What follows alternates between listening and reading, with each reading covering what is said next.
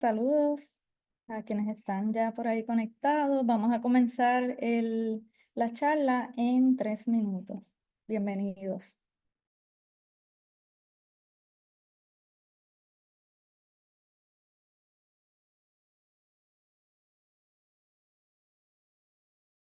Del Mar es estudiante graduada del Departamento de Ciencias Ambientales en la Universidad de Puerto Rico, recinto de Río Piedras. Está trabajando en el Laboratorio de Análisis Geoespacial y su tesis de maestría se enfoca en integrar las técnicas y análisis espacial para estudiar la distribución de aves playeras en Puerto Rico. También ella colabora con la NOAA, Sea Grant, NASA y pues compara la naturaleza, que nos acompaña hoy a nosotros. Lleva 8 años en el mundo de la conservación de las aves, ha colaborado en diferentes proyectos y en el 2018 creó su proyecto educativo llamado Pajareo Virtual. Es una página en las redes sociales de Instagram que tiene el objetivo de educar sobre las aves de Puerto Rico de una forma divertida y accesible. Así que, Alondra, muchas gracias por todas tus colaboraciones. Así que estamos contigo entonces para conocer un poquito más sobre este proyecto. Gracias. Súper, gracias Carlín y gracias a la región oeste de Paranaturaleza por darme la oportunidad de estar aquí hoy para presentarles estos resultados que, como mencionó Carlín, ha sido un esfuerzo colaborativo de muchos años y muchas madrugadas, ¿ok? Muchas levantadas temprano los sábados, así que voy a empezar a compartir mi pantalla. Para no sobrecargar mi sistema, voy a apagar mi cámara y cuando empecemos con, ¿verdad? Si tienen preguntas o comentarios, ahí la vuelvo a prender. Sigamos, vamos por ahí.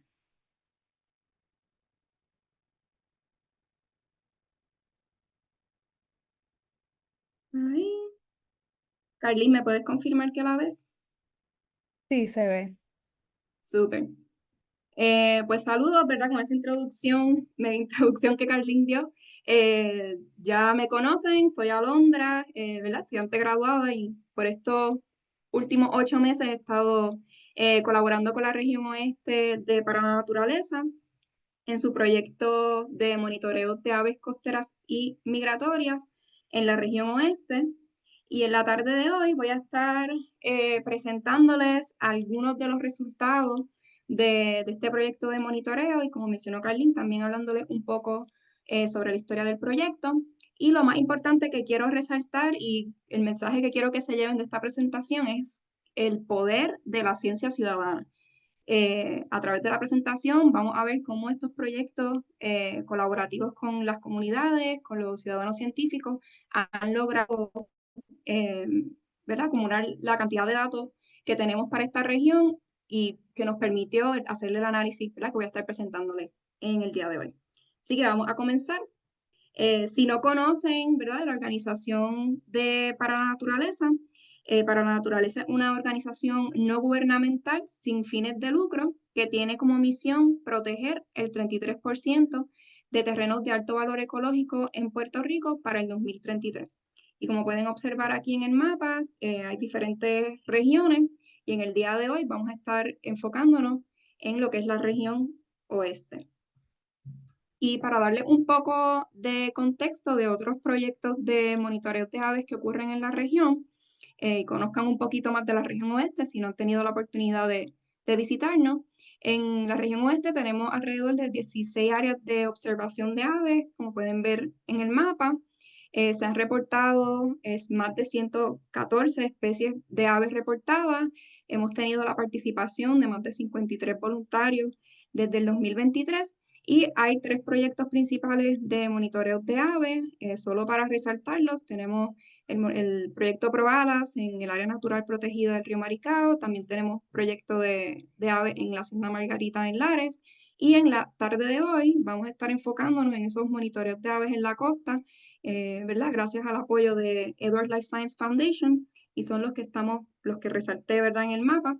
Así que son 9 lugares de monitoreo que la región oeste, junto a los voluntarios, junto a los grupos comunitarios, hemos estado monitoreando. Así que un poquito más de historia antes de comenzar a la parte que sé que todos estamos esperando de los resultados, pero quiero darles un contexto de cómo surge este proyecto de monitoreo y por qué es especial.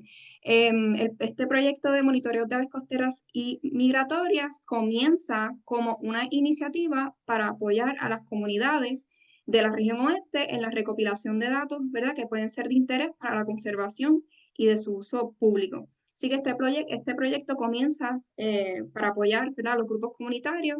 Un ejemplo de las primeras iniciativas que participó la región oeste fue en el 2018 en el BioBlitz que organizó el grupo Salvemos Playuela. Sí, ahí, ¿verdad? A través de esas diferentes iniciativas es que la organización y la región oeste pues fue poco a poco desarrollando el proyecto de monitoreo a lo que ahora y ha continuado gracias al apoyo de la Fundación Ether Life Science que ha sido, ¿verdad? Que ha subvencionado el proyecto y esto nos ha permitido la compra de equipos, binoculares que podemos prestar a los voluntarios que nos acompañan durante los recorridos, guías y ha, ¿verdad? Apoyado los trabajos de monitoreo en la región. Y sobre todo, lo más importante, una red sólida de grupos comunitarios, voluntarios, personas científicas y ciudadanos que están comprometidos con la, ¿verdad?, conservación de nuestras especies de aves y que, les digo, o sea, levantarse temprano los sábados, no todo el mundo lo hace, pero tenemos una red sólida de voluntarios que siempre están dispuestos a acompañarnos a nuestros monitoreos, ¿verdad? Y sé que varios de ustedes están conectados hoy aquí, les doy las gracias y se las seguiré, ¿verdad?, diciendo otra vez a lo largo de la presentación.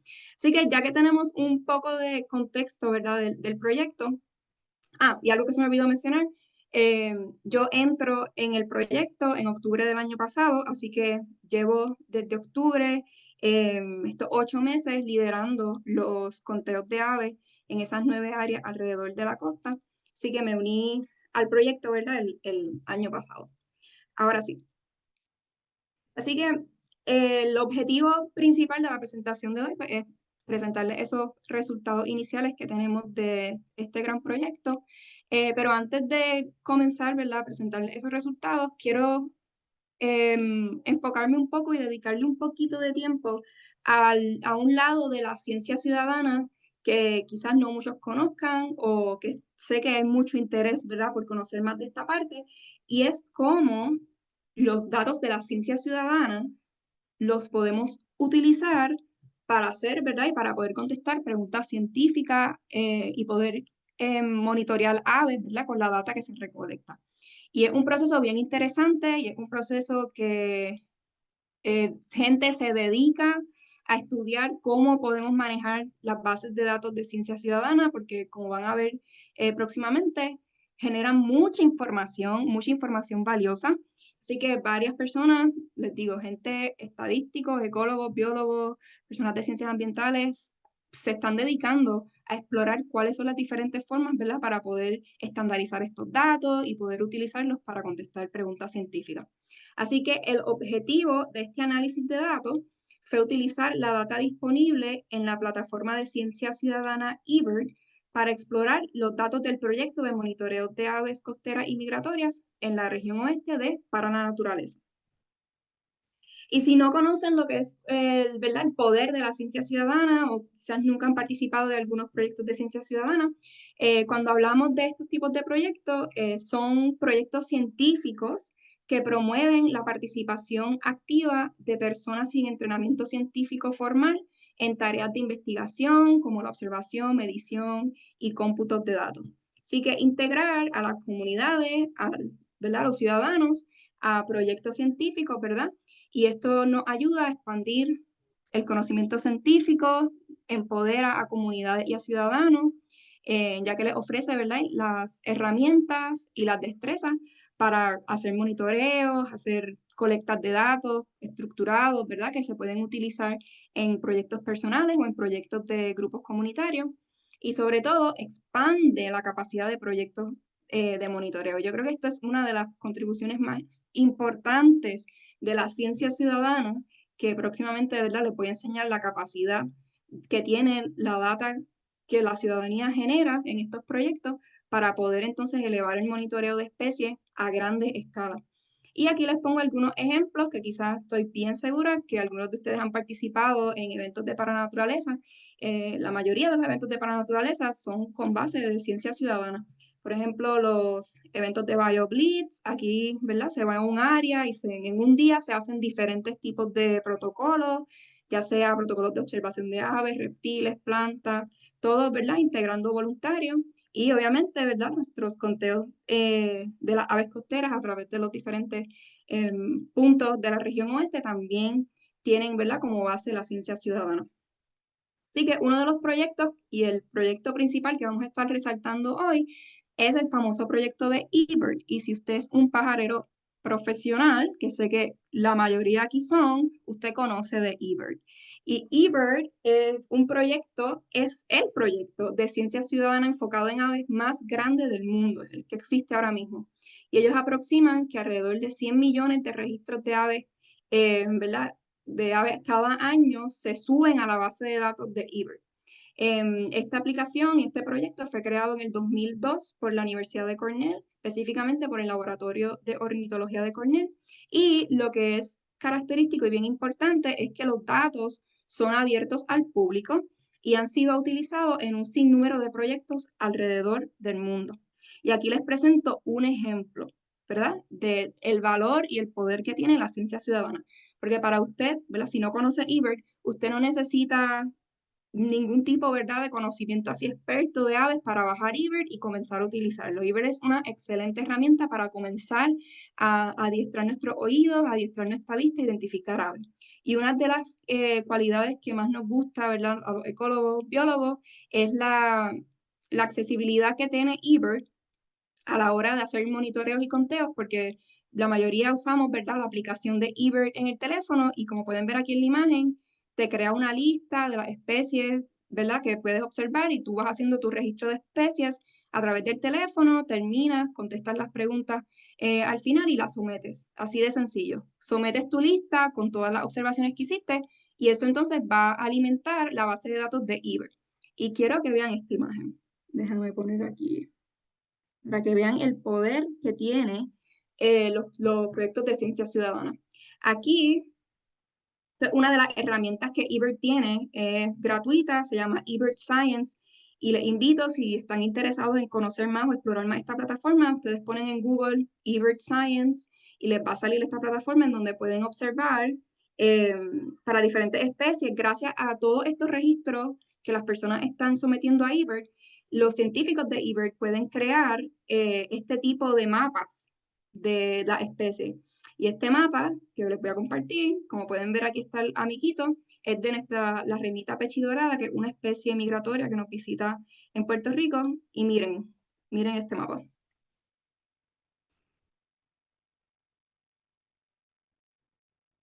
Y todo esto es con observaciones de eBird, ¿ok? Si usted en algún momento sometió una lista en eBird y registró una reinita pechidorada aquí en Puerto Rico, siéntase orgulloso porque usted contribuyó a la creación de este mapa. Así que se podrán imaginar, ¿verdad? Aquí nuevamente resalto lo que le comenté en la diapositiva anterior, que nos ayuda entonces a monitorear aves y otras especies a gran escala, porque de esta forma y poder monitorear, en este caso, la reinita pechidorada a esta escala tan grande, poder ver su movimiento a través de la ruta de migración, ¿verdad? Eso no se hace con una, dos o tres personas, eso se hace, ¿verdad? Con un proyecto grande de ciencia ciudadana, donde las personas, ¿verdad?, registran las especies y eso entonces se puede utilizar para hacer este tipo de mapas, que me parece espectacular. Y nuevamente, si les interesa, eBird Science, y tenemos ahí, tienen de un sinnúmero de especies y más información, pueden bajar los mapas, pueden bajar la data, así que les recomiendo, ¿verdad?, que exploren esa plataforma. Así que ya sabemos que eBird es donde está en la observación de aves, donde están los datos, algunos de los datos. Y esta es la parte, ahora les voy a mencionar la otra cara de cómo es que se trabajan con los datos de eBird, ¿verdad? Quizás muchos de ustedes, su rol es someter las listas, crear, generar toda esta información tan valiosa. Entonces, si alguien quiere utilizar toda esa data, ¿cómo manejamos? Porque se pueden imaginar, es un montón de data que está disponible.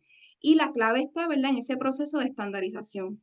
Hay que estandarizar toda esta data que está entrando para poder hacer y contestar preguntas científicas. Y cuando trabajamos con la data de eBird, tenemos que tener en mente 4 posibles sesgos y 4 posibles, ¿verdad? Fuentes que pueden estar influenciando los resultados ¿verdad? Tus resultados cuando utilizas la data de Ebert. El primero es un sesgo espacial. Y en este caso lo que debemos considerar es que cuando usted va a pajarear, me incluyo, yo quiero ir a los lugares en donde estén los pájaros, ¿verdad? Yo quiero ir, si voy a madrugar, si voy a guiar, yo quiero saber que a donde yo voy a ir, yo voy a ver una especie, ¿verdad? Así que muchos de estos lugares, conocidos como los famosos hotspots, son áreas que atraen a muchas personas porque ahí se sabe que se va a ver muchas especies. ¿Y qué pasa? Muchas personas, que no está mal, ¿verdad? Muchas personas pues van a pajarear estos lugares, pero entonces hay otras áreas en esa misma región o áreas, o por ejemplo municipios, que no están, ¿verdad? Constantemente monitoreadas y que no están recibiendo la misma cantidad de información. Así que esas son cosas que hay que pensar, ¿verdad? Cuando estamos, si queremos utilizar la data de Ebert para hacer predicciones a nivel de municipio, a nivel de escalas más grandes. Otro tipo de sesgo es el temporal, nuevamente, ¿verdad? Sabemos que en la data de Ebert vamos a tener más observaciones durante ciertos meses del año. Otra vez, cuando está la migración en Puerto Rico, la migración otoñal-invernal, cuando empiezan a llegar las reinitas migratorias raras, usted va a ver que todos los pajareros puertorriqueños estamos detrás de la reinita más rara. ¿Ok? Y vamos a ver que en esos meses de migración vamos a tener más data que en otros meses quizás fuera de migración. Eso nos trae a otro tipo de sesgo que está atado también, ¿verdad? A buscar en ciertas temporadas del año, que es el sesgo taxonómico, que es en donde tenemos preferencias a ciertas especies, ¿no? Hay personas que se dedican solamente a observar búhos, o hay personas que les gusta observar patos migratorios, ¿verdad? Eso puede crear un tipo de sesgo. Vamos a tener más información de ciertas especies que de otras. Y el último es la variación en el esfuerzo y la detectabilidad. En este caso, ¿verdad? No es lo mismo tú ir, por ejemplo, a Playuela y hacer un censo de 10 minutos que tú ir a Playuela y hacer un censo de 2 horas, ¿verdad? La probabilidad de que veas más especies depende, ¿verdad? De la cantidad de esfuerzo y de horas que tú le dediques a tu censo. Y lo mismo, no es lo mismo tú ir a Playuela con una persona o tú solo que ir con un grupo de personas, 2, 3, 4. Tenemos más oídos, más ojos, ¿verdad? En el campo y podemos identificar más especies.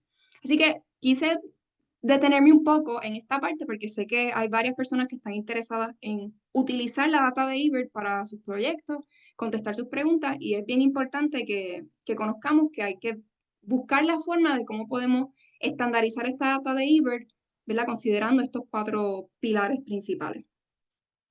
Así que, ¿cómo fue que yo manejé esto? Recordando el objetivo del análisis de datos, queremos utilizar toda la data que está disponible en Ebert para explorar, ¿verdad?, los resultados de este proyecto en la región oeste. Así que lo primero que yo hice fue, yo descargué toda la data disponible en Ebert para estos municipios, que es aquí, a través de estos municipios es donde nosotros tenemos los diferentes puntos de muestreo. Y aquí les pongo, ¿verdad?, para que puedan visualizar más o menos cómo es que se ve esa data. Vamos a poner que, por ejemplo, el cuadrado verde es el municipio de Aguada y vemos que los círculos azules van a representar una lista, o como en Ebert se conoce, checklist. Una lista es ahí la lista que tú creaste con todas las especies que viste. Y aquí podemos ver los diferentes tipos de sesgos que les estoy hablando, ¿verdad? Así que vemos, esta es la data cruda, como le decimos, la bajé. Y vemos que aquí hay regiones donde van a haber más observaciones que otras, hay observaciones, hay áreas que no tienen observaciones, hay unas que están más cerca que otras. Entonces, si yo fuese a utilizar esta data así como la bajé y ¿verdad? A hacer resultados, a contestar preguntas, pues podemos imaginarnos que en esta región, si esto es un área, por ejemplo, costera y todos los demás puntos están en un área boscosa y no hago algo para estandarizar la data, ¿verdad? Esos resultados, cuán representativos van a ser de mi área de estudio que me interesa, ¿verdad? Así que esto es lo que gran parte ¿verdad? De los análisis de datos hay que trabajar en esto, cómo podemos estandarizar la data para poder usarla. Y en eso es que vienen los famosos filtros y las famosas, ¿verdad? Formas de cómo ir entonces con toda esa megadata que tú tienes de Ebert, cómo tú puedes ir estandarizándola para tener una ¿verdad? Muestra representativa de tu área de estudio. Y aquí, Corillo, le digo, aquí es en donde es que está todo el mundo ahora mismo, los científicos, las personas que les gusta la estadística, están aquí en esta fase. porque es tan grande la cantidad de datos que estamos, ¿verdad? Teniendo de la ciencia ciudadana, no solo de eBird, que la gran pregunta es cómo manejamos estos datos. Así que para esto, esta referencia que les pongo aquí, estos son los científicos, los estadísticos, los analistas específicos de eBird. O sea, ellos llevan años bregando con esta data y ellos te dicen, te recomiendan este tipo de estos filtros que les pongo aquí en el recuadro y ellos, ¿verdad? Con sus diferentes análisis, modelos, encontraron que si tú aplicas estos filtros iniciales, tu data entonces entra, ¿verdad? Pasa de ser una data, ¿verdad? Con exceso de información a una que ya entonces vamos a ir poco a poco, ¿verdad? Estandarizándola para poder contestar las preguntas. Y esos fueron los filtros iniciales que yo utilicé para estandarizar la data de las diferentes áreas de muestreo. Y aquí arriba les pongo, ¿verdad? Como para que puedan visualizar, se aplican estos protocolos, estos filtros, por ejemplo, solamente utilizar listas con duración menos de 6 horas, recorrido menos de 10 kilómetros, número de observaciones no más de 10 personas, solo considerar una lista por grupo, ¿verdad? Para no tener doble conteo, los protocolos que sean estacionarios y movimientos, y la parte más importante que es las listas completas. Si usted utiliza eBird, sabe que cuando termina de hacer su lista, al final le pregunta sí o no. Cuando usted le da sí, lo que tú le estás diciendo, ¿verdad? La pregunta que le está haciendo es que si usted hizo el mayor esfuerzo para poder identificar todas las especies en esa área. Así que cuando usted ¿verdad? Selecciona sí, lo que me está diciendo entonces a la persona que está analizando los datos es que, ok, esta persona si no vio, por ejemplo, un pitirre, pero marcó, ¿verdad? Que sí hizo todo su esfuerzo para monitorear todo lo que hay ahí, pues podemos entonces, ¿verdad? Creerle de que el pitirre no fue observado. Y así entonces luego de aplicar estos filtros, vemos cómo el área poco a poco, ¿verdad? Se va entonces creando más. Lo importante es tener una muestra lo más representativa posible del área de estudio.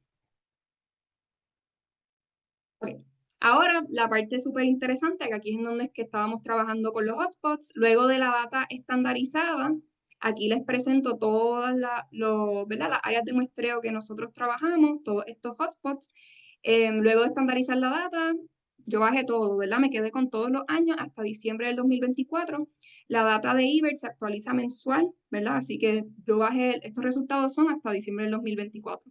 E incluí todas las listas, ¿ok? Así que si usted sometió una lista en el Faro de Rincón en diciembre, ¿verdad? Y pasó ese primer sedazo de los filtros, usted siéntase orgulloso de que los resultados que yo voy a presentar hoy, usted contribuyó ¿verdad? Al monitoreo de esas especies en esta región, ¿verdad? Así que no incluí todas las listas, ya sea del proyecto o de personas de científicos ciudadanos que sometieron, ¿verdad? Así que luego de eso, nuevamente, cuando estamos analizando, es importante ir recordándote qué es lo que yo quiero hacer con esta data, qué es lo que yo quiero lograr. Y nuestro objetivo era identificar cuáles son las especies más frecuentes que se registran en esas 9 áreas de monitoreo. Y para eso, lo que hicimos fue, calculamos el número de listas en que aparece la especie, cierta especie, y lo dividimos por el número total de listas en cada lugar. Y eso luego lo multiplicamos por 100. Y ese fue el criterio que nosotros utilizamos para entonces determinar o clasificar cuáles eran las especies que más frecuentes se ven en el hotspot, que serían las especies que aparecen en más del 5% del total de listas y las especies menos frecuentes, que serían las que aparecen en menos del 5% del total de listas, ¿no? Y en algunos casos hubo información, ¿verdad?, de listas históricas. Nosotros consideramos listas históricas todo lo que cayó después del 2017 en el pasado, ¿verdad? Que es cuando el proyecto comienza. Así que para darles un ejemplo, para el Faro de Rincón, yo tuve listas en 1996. Y aunque eBird comienza en el 2002, como le comenté, hay personas, ¿verdad? Que, o sea, antes de eBird, o sea, antes de eBird había gente haciendo sus censos de aves, lo hacían a una libreta o lo subían a bases de datos personales. Y hay gente que se ha dedicado a subir sus listas, ¿verdad? Que lo hicieron antes a la base de datos de eBird. Y eso obviamente nos ha dado información de años para ciertas áreas. Como les mencioné, para el Faro de Rincón tengo del 1996. Y, ¿verdad? Este proceso de estandarización, este proceso ya de selección de especies, aquí nuevamente, aquí no hay un manual que te diga, con toda esta data, hazlo de esta forma.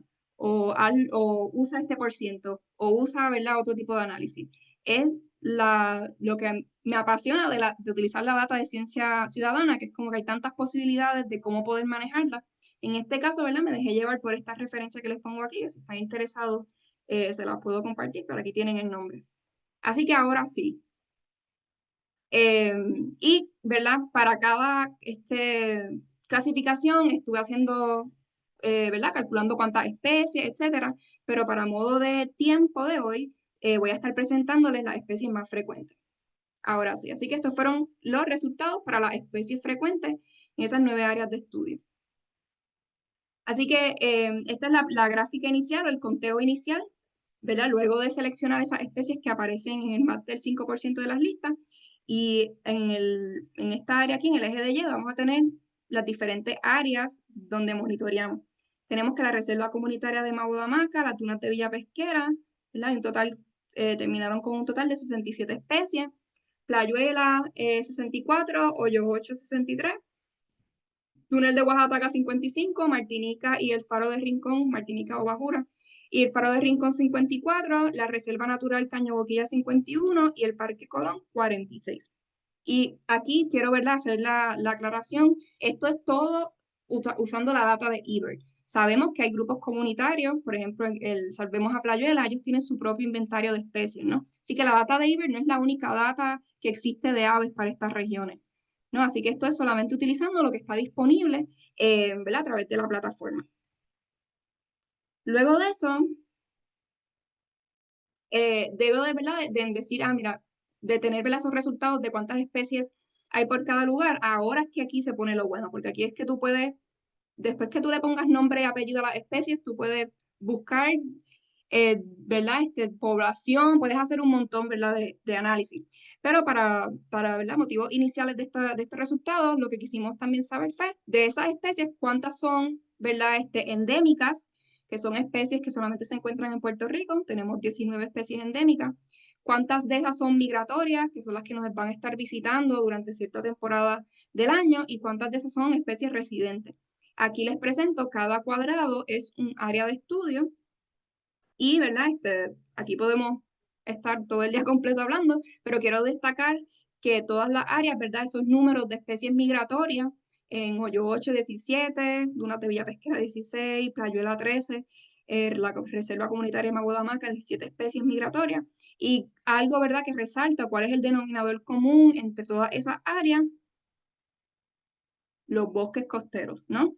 Y resalta la importancia de la salud de estos ecosistemas y de estas áreas en las costas, que es la primera, podemos decirlo, con lo primero que se encuentran muchas de estas especies migratorias, que van volando, ¿verdad?, desde todo Norteamérica y llegan a Puerto Rico y lo primero que van a recibir, ¿verdad?, si se quedan en el área costera, son los bosques costeros, ¿no? Así que estos resultados ya van entonces resaltando la importancia de estas áreas para las especies de aves migratorias.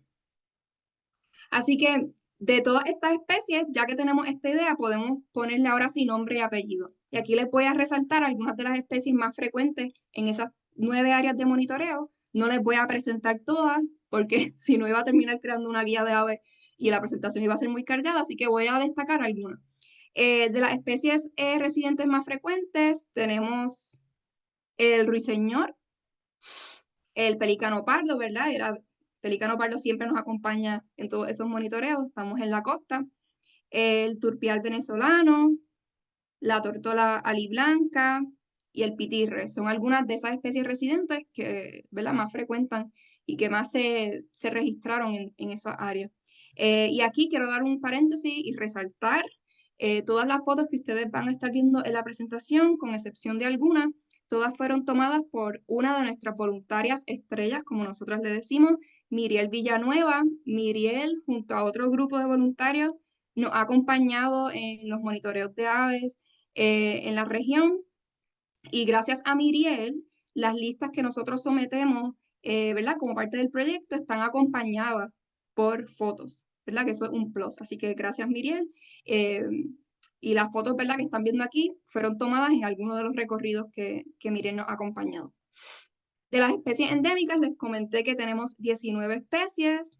¿Y cuáles son las más frecuentes? Obviamente mi favorito, el carpintero de Puerto Rico. Le encanta utilizar las palmas y los árboles secos a través de la costa. El comeñame, el juí de Puerto Rico, le gusta anidar en las cavidades de las palmas secas. Y la reinita mariposera, que en muchos de los casos es más lo que la escuchamos, que con su trino hermoso, por no decir que es bocona, es más lo que lo escuchamos que lo que la vemos, ¿verdad? Pero en el área de Playuela, hacía que en uno de los censos ella se acercó mucho y la pudimos observar. ¿Y cuáles son las especies migratorias más frecuentes? Estas son las que nos van a estar visitando durante, ¿verdad?, diferentes meses del año. El chorlito cabezón siempre aparece, siempre en, en estos últimos conteos que hemos hecho, al final siempre aparece un chorlito cabezón. Así que si alguna vez a usted de niño le dijeron que tenía cabeza de chorlito, le informo que le estaban diciendo chorlito cabezón. Así que ya saben, la próxima vez que vean, ¿verdad?, un playerito en la playa con su cabecita bastante grande, pequeña, ya saben, ¿verdad?, a lo cual se estaba refiriendo. También tenemos a la renita pechidorada, que esta fue la que yo les mostré en aquel mapa, ¿verdad?, de eBird, la renita galana y el playero turco. Son especies, ¿verdad?, que es las más comunes que se pueden observar en esta área. Ahora, luego de ya conocer con nombre y apellido cuáles son las especies, nos interesó saber su estado de conservación. Y para esto utilicé la lista roja de especies amenazadas de la Unión Internacional para la Conservación de la Naturaleza. Si no conocen, ¿verdad?, lo que es la lista roja, es un sistema que se utiliza para clasificar el estado de conservación de las especies. Este sistema no es solo para especies de aves, sino incluye todo, ¿verdad?, todas las especies. Y los clasifican en 9 categorías según, ¿verdad?, su estatus poblacional. Aquí abajo les pongo cuál es esa métrica, ¿verdad?, que ellos utilizan. Vamos, ¿verdad?, moviéndonos de derecha a izquierda, derecha a izquierda, sí, derecha a izquierda, en donde tenemos estas especies, ¿verdad?, con preocupación menor, son especies que, ¿verdad?, están con poblaciones estables. Nos movemos a especies casi amenazadas, donde son especies que tienen una alta probabilidad que en un futuro caigan dentro de estas categorías, 3 categorías que están aquí, que son de las especies amenazadas. Tenemos las especies vulnerables, especies en peligro y especies en peligro crítico. Y ya las especies, ¿verdad?, estos 2 círculos aquí es en donde no queremos llegar, bueno, no queremos llegar ni a casi amenazados. Pero lamentablemente, ¿verdad?, hay especies que están extintas en estado silvestre o están completamente, ¿verdad?, extintas, que ya no existen. Así que estas es, ¿verdad?, las categorías de la lista roja que utilizamos para explorar ese estado de conservación. Y específicamente para las aves, la organización o la autoridad global BirdLife International son quienes se encargan de hacer este monitoreo de las poblaciones de aves y entonces esa información se la dan, ¿verdad?, a la lista roja. Así que también, si les interesa saber más información, les recomiendo que vayan a la página web de BirdLife International. Tienen una base de datos excelente donde usted puede poner el nombre de la especie que usted quiera, especie de ave, y le va a salir todo, ¿verdad?, el reporte, si está con alguna categoría, el por qué. Así que con esto en mente, hice el mismo análisis, pero esta vez, en vez de, ¿verdad?, poner el número de especies, dividí el número de especies entre, ¿verdad?, en este estado de conservación. Así que nuevamente cada cuadrado va a ser un área de estudio. Tenemos aquí las especies, ¿verdad?, least concern, especies casi amenazadas, especies vulnerables. Y 2 cosas que quiero resaltar de esta gráfica que me imagino, ¿verdad?, que ya han notado. La primera es que de las 9 áreas de monitoreo, las 9 hemos registrado especies o se han registrado especies como casi amenazadas. Recuerdo, estas son especies que tienen una alta probabilidad en el futuro de caer, ¿verdad? Acá arriba le pongo nuevamente la grafiquita, de entrar entonces a ese grupo de especies amenazadas. Y 8 de las 9 especies, perdón, 8 de las 9 áreas de monitoreo han registrado especies vulnerables, o sea, especies que ya están dentro de esa, ¿verdad?, región de especies amenazadas. Aquí, ¿verdad?, resalto nuevamente, estos son los resultados de las especies más frecuentes, ¿verdad?, de las especies que aparecen en más del 5% de las listas. Pero sí puedo adelantarles que, por ejemplo, el faro de rincón, aunque aquí para estos resultados no tiene especies vulnerables, sí puedo adelantarle que en la lista de esas especies que quizás no son más frecuentes, sí hay especies que caen como vulnerables. Así que podemos decir que en las 9 áreas sí se han registrado especies, ¿verdad?, clasificadas como vulnerables. Así que esto nuevamente resalta la importancia no solo de monitoreos constantes, sino también la importancia de los hábitats costeros para estas aves. Así que, ¿cuáles son esas especies, verdad, que caen bajo esa categoría? No voy a mencionarle todas, pero voy a resaltar algunas. Y quiero que en estas próximas 2 diapositivas estén pendientes para ver cuál grupo se repite. Hay un grupo, ¿verdad?, que está presentando un patrón. Así que, ¿verdad?, estén pendientes a las imágenes. Así que, especies casi amenazadas, les comento, estas especies son migratorias en Puerto Rico. Tenemos el playero guineilla mayor, ¿verdad? Está en esta categoría de especie casi amenazada. El playero menudillo, este es el playero más pequeño del mundo. El playero turco, ¿verdad? Si recuerdan, fue una de las especies que más frecuenta nuestras áreas de monitoreo. Y la reinita rayada, que es una especie migratoria también. ¿Cuáles son esas especies vulnerables? Y creo que aquí va a haber una que les va a sorprender. El playero guineilla menor cayó, ¿verdad?, en la nueva lista de las especies, de las clasificaciones, cae dentro de especies vulnerables. El cholito cabezón, lamentablemente, ¿verdad?, el año pasado sube, o baja, mejor dicho, a una de las de categoría crítica, perdón, categoría vulnerable. Y el que quizás le sorprenda, el comeñame. El año pasado el comeñame, ¿verdad?, BirdLife International hizo su evaluación y lo clasificó como una especie vulnerable. Y les recuerdo, el comeñame es una de nuestras 19 especies de aves endémicas. Así que, porque esto es importante, ¿verdad? Y les comenté que tratarán de tener en mente, ¿verdad?, que tratarán de identificar, hay un grupo de especies que se repitieron, ¿verdad? Y es el grupo de aves playeras. Ahí está el cholito cabezón, el playero turco. ¿Y por qué esto es importante? Bueno, pues las aves playeras se encuentran entre los grupos de aves que muestran, ¿verdad?, una disminución poblacional global más dramática. Y en el 2024 se hizo la actualización de la lista roja y 16 especies de aves playeras fueron reclasificadas a categorías mayores de peligro. Aquí les pongo estas fotos creadas por Birds Caribbean. Ellos resaltaron diferentes especies de aves playeras que son más comunes para nuestra región, y aquí en la flecha roja pueden ver, ¿verdad?, esa disminución poblacional que es alarmante, ¿ok? Alarmante. Y es, ¿verdad?, sumamente triste que esta actualización, ¿verdad?, del año pasado sigan, ¿verdad?, aumentando estas especies cruciales para, ¿verdad?, los ecosistemas costeros. Y las causas principales: degradación y pérdida de hábitat costero a lo largo de sus rutas de migración. Estas especies de aves playeras son bien, ¿verdad?, son bien sensitivas a cambios en sus ecosistemas, y algunas dependen de ciertos hábitats en específico. Disturbios humanos con construcciones, alteraciones al paisaje, cambios en la disponibilidad de recursos, cambio climático, específicamente las sequías. Las aves playeras, ¿verdad?, dependen de la disponibilidad de agua en sus áreas, en sus hábitats, y obviamente, ¿verdad?, huracanes. Así que con este análisis que utilizando la data de eBird, ¿verdad?, como les presenté, podemos entonces ver que nuestros resultados también ya están dando indicios de lo que se está viendo un patrón global. Y también cómo, ¿verdad?, quizás te estarán preguntando cómo la organización BirdLife International logra hacer estos análisis de todas las especies. Parte de su, ¿verdad?, de la data que utilizan es data de los proyectos de ciencia ciudadana. Así que nuevamente resaltando, ¿verdad?, la importancia de estos proyectos para monitoreo a las grandes escalas. Y ya para ir cerrando, ¿cuál es la visión para el proyecto en el futuro?